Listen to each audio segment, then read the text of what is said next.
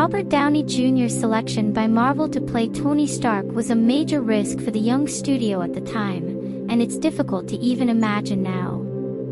After rising to fame as a young actor in the 1980s, Downey had evolved into a Hollywood misfit, well known for his erratic conduct and long history of drug abuse. Despite this, Jon Favreau, the director of Iron Man, fought tenaciously to bring Downey on board.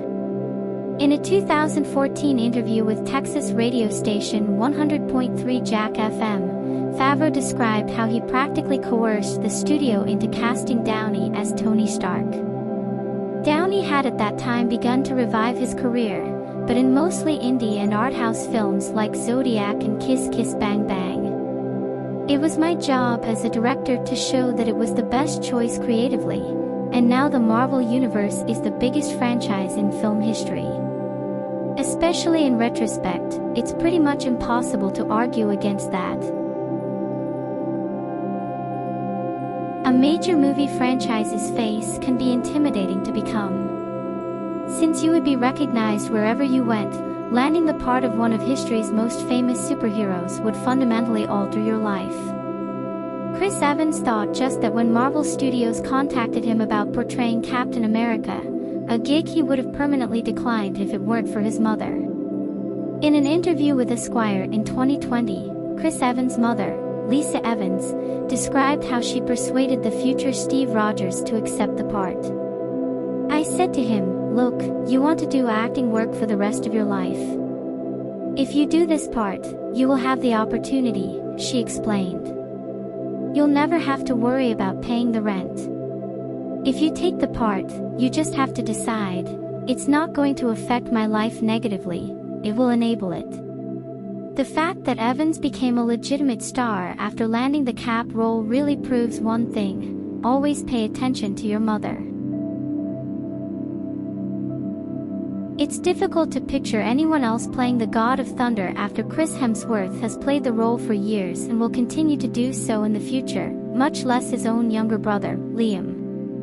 Unfortunately, Liam advanced to the final round of callbacks for the hammer-wielding superhero, while Chris reportedly botched his initial audition for Thor director Kenneth Branagh. In a 2017 interview with W Magazine, Chris described how a last-ditch attempt to beat his brother to the part ultimately got him back in the discussion.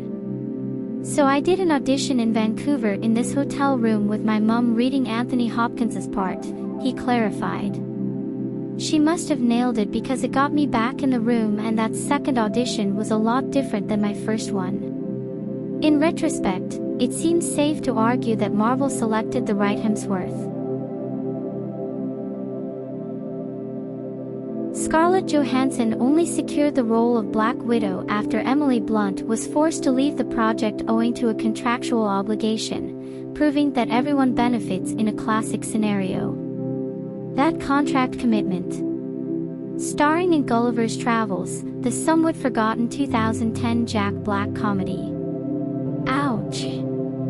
Johansson has talked extensively about being cast in the MCU. After being first passed up for the main roles in Gravity and Black Widow, she said to Variety in 2023 that she felt really frustrated and hopeless, adding that the work she was being offered felt deeply unfulfilling. On the other hand, Johansson said in an interview with Parade in 2020, "The best call you can receive is after you are rejected for something and then you get it. You appreciate it more. I've basically made a career out of being second choice." In the years after leaving the role on the table, Blunt has done just well, starring in blockbuster action-adventure films of her own like Edge of Tomorrow, The Huntsman, Winter's War, and Jungle Cruise. Johansson has gone on to make the Marvel hero her own, with a solo movie in the works. Sometimes everything just seems to work out for everyone. Sometimes you just have incredible possibilities presented to you right in front of your eyes. Chadwick Boseman experienced this after receiving the job that would make him famous on a silver platter straight from the pure blue sky. Boseman got a lucky call while promoting his 2014 James Brown film Get On Up. During a Black Panther press conference, he provided more specifics. "I was coming off the red carpet for Get On Up and my agent was like, 'You've got to get on the phone.' And the crazy thing is I didn't even have international calling on my phone until that morning. In an interview I heard someone say, 'Get international on your phone and call your mom,' then, important stuff, literally, happened that night." Without an interview or anything else, he received a call from Marvel offering him the job of Black Panther outright. In the larger scheme of things, your chances of landing one of Hollywood's most sought-after jobs aren't fantastic when you're competing against 7,000 other performers. Tom Holland was aware that he had little chance of being chosen to play the MCU's Peter Parker, but he did have something to play to his advantage: gymnastics prowess. Holland told the Associated Press that in order to stand out from the crowded field, he wanted to highlight those skills in his audition tape. "They gave me 2 scenes, and I basically did like a somersault into frame, and then a somersault out of frame, because I was basically like, they may never see this, but if they do, I need them to know that I've got some gymnastic abilities and stuff." Holland's physicality and agility helped give him the edge he was looking for, and the rest is history. Unquestionably, Sarah Finn, the casting director in charge of the vast majority of excellent casting decisions made throughout the MCU's 23 films to date, is the unsung hero of the franchise. And she had a key role in persuading director James Gunn to accept Chris Pratt as the best choice, as well as inducing him to attend an audition for the character of Star-Lord. Pratt had previously expressed little interest in the project. James Gunn has been very generous about this in saying that I, to the point of annoying him, kept insisting that Chris Pratt was the guy for the part, Finn told People. But Chris didn't want to play the part and refused to audition. "I finally got him to audition and James Gunn said he didn't want to see him, and that was really a challenge." Nowadays, everyone knows Pratt is the leading man material, and it's all thanks to Finn. It doesn't seem to make much sense to attempt and convince the studio out of casting you, when you're picked to play a significant role in a massive motion film like 2012's The Avengers. However, Mark Ruffalo made an effort to do this when he was initially chosen to take Edward Norton's place as the MCU's Hulk. Talk about having the chills. "I did try to talk them out of casting me," Ruffalo remembered while talking with Variety in 2020. "I said, I don't know if I'm the right guy, I've never done anything like this." Between Joss Whedon and Robert Downey, they were pretty convincing that I could do it. I was scared. I was really scared. I'm still scared. It's for the best that Ruffalo overcame his apprehensions about playing the unfunny Green Giant, because he's grown to be an essential member of the Juggernaut franchise and a favorite of the audience. Much has been said about the film's original director, Edgar Wright, departing the project due to creative differences with Marvel Studios in the years since Ant-Man's release. People are sure to take note when a director of Wright's ability abandons a significant project like Ant-Man. This is a man who is responsible for many cult masterpieces like Shaun of the Dead and Scott Pilgrim vs. the World. Especially considering that the lead was only given the part because of the departing director in the first place. Wright lobbied for Paul Rudd to get the part despite Marvel wanting Joseph Gordon-Levitt, and Rudd was ultimately chosen to play Scott Lang. Rudd said that it was all right when asked by Screen Rant how he ended up getting the part. "Edgar is the one that came to me, and Edgar I've known for years and I'm a fan of his," Rudd recalled. "There were so many things that were really interesting and appealing, but when I signed on it was through him. He's responsible for me being here."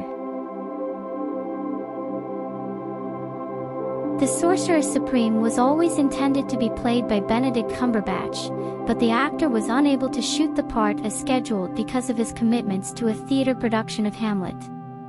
When the casting process started over, the company considered choosing additional A-list actors like Ryan Gosling or Joaquin Phoenix. The decision to keep Cumberbatch came eventually, and the shooting timeline was ultimately delayed to accommodate the actor's complicated performing commitments. A behind-the-scenes film claims that Cumberbatch's schedule was so hectic that he was working on the Doctor Strange set in Nepal less than 36 hours after finishing his final stage production of Hamlet in London. Wow, that's some real dedication to your craft.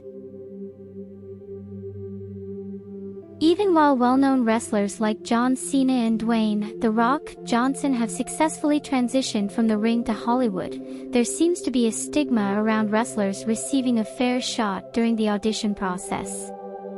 Consider Dave Bautista's eventual selection to play Drax the Destroyer. Pro wrestlers apparently weren't invited to the Marvel auditions, but Bautista's persistent agent was ultimately responsible for getting him a fortuitous foot in the door. According to Bautista, "It was a nightmare, I was terrified. I was really desperate at the time, I had hardly worked in 3 years, and I had gone broke from wrestling and I was desperate to get a job. I finally got an agent like 2 weeks before I got the audition for Guardians. My agent says, you know, I really had to fight to get you this audition. It was really hard to get, they didn't really want to audition you. It's safe to assume Marvel is glad it took a chance on auditioning the former wrestling star." Here's an entertaining exercise in thought. Picture Tom Hiddleston as Thor if you can. You're not quite sure it makes sense in your head, are you? Perhaps it's because Hiddleston doesn't have the physique of a Thor who is completely faithful to the comics. Or perhaps it's due to his widespread recognition as Loki, the cunning trickster god, who plays dirty pranks on people. To put it simply, Hiddleston's Thor would just seem off. However, he first went for that part.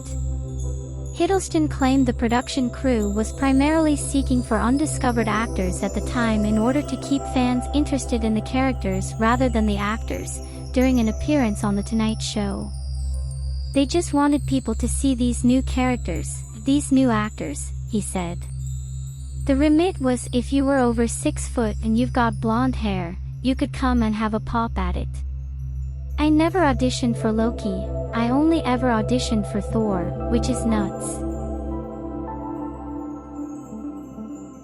Evangeline Lilly believed she might give up acting permanently after becoming well-known thanks to a leading part on ABC's popular television series Lost after the series concluded in 2011. She described how she was instantly launched into international stardom, and that was really uncomfortable for me, to The Hollywood Reporter. I immediately resisted, was unsure of how to handle it, and felt very uneasy as a result. When I finished Lost, I ultimately made the decision to retire. She took a 2-year vacation from the entertainment industry before receiving calls from Peter Jackson and Marvel about parts in The Hobbit and Ant-Man, respectively. Her return from a full-fledged retirement with her family in Hawaii was prompted by these calls. Working on big-budget blockbusters is a solid way to come out of retirement, if you can get the work. Josh Brolin made the decision to contact another Marvel actor, who had doubts about his own Marvel casting a few years earlier because he was unsure he wanted to join the Marvel Cinematic Universe as big Infinity Saga baddie Thanos. It turns out that Brolin was persuaded to board Marvel's gravy train by none other than Mark Ruffalo, the real-life Hulk. Brolin described his conversation with Ruffalo in an interview with Total Film. The actor recalls, "At the beginning, before I said yes, I called Mark Ruffalo. So I asked, what do you think of this? He was like, it's going to be really uncomfortable in the beginning, and then you see the movie, and you'll just be absolutely blown away by the stuff you were doing." Brolin's role as the antagonist in the all-time highest-grossing movie was made possible by Ruffalo. Not bad at all. Since the Scarlett Witch made her debut in Avengers: Age of Ultron, Elizabeth Olsen has embraced the role and made it her own. Given the success of her Disney Plus series WandaVision, it's probable that she'll continue to portray the enigmatic and mighty Wanda Maximoff for many more years. However, Olsen's function in the MCU wasn't always predetermined. Olsen, along with Anna Kendrick, Emilia Clarke, Felicity Jones, and Alison Brie, is reportedly one of the many well-known actors who auditioned for Sharon Carter's initial role in Captain America, the Winter Soldier. She eventually landed the Scarlet Witch role after being passed over for that one, but not before Saoirse Ronan rumors were taking over the internet. The Academy Award-nominated actress would eventually shoot down these rumors, and Olsen landed the role instead.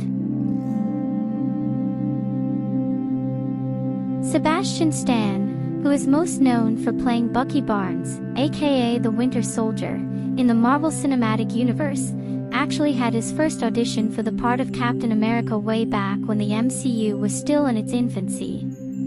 Chris Evans was chosen for the position, which undoubtedly would have made him a true Hollywood superstar. Stan, on the other hand, believes that his casting as Bucky earned him the second-place prize. Stan claimed in an interview with CNBC that things actually worked out in his advantage because Bucky is a much better role. You can understand his reasoning if you're familiar with the character from the Disney Plus series The Falcon and the Winter Soldier.